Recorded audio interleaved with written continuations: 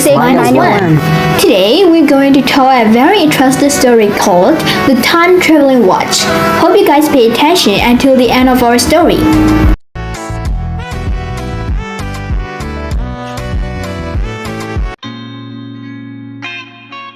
Here was a 30-year-old girl with a lot of gadgets. One afternoon, while rummaging through her grandmother's attic, She found an old dusty watch.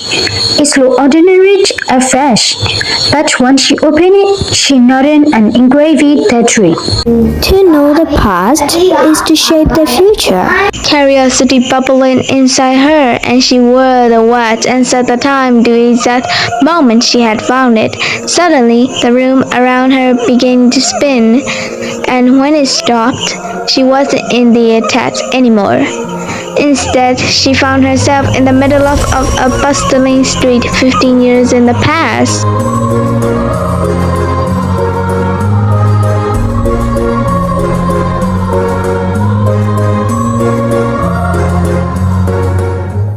People dressed in old-fashioned clothes hurried by, and the buildings looked much different from what Hira was used to see.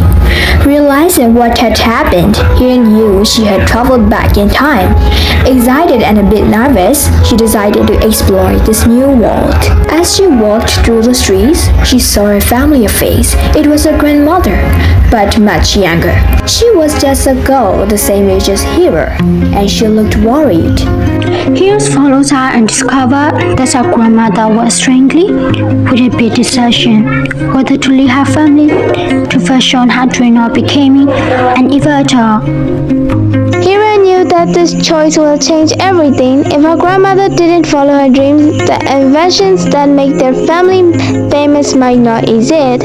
But she also knew how hard it was for her grandmother to leave her loved ones behind. After thinking carefully, Hira approached her young grandmother and said, Sometimes the hardest choice leads to the greatest thing.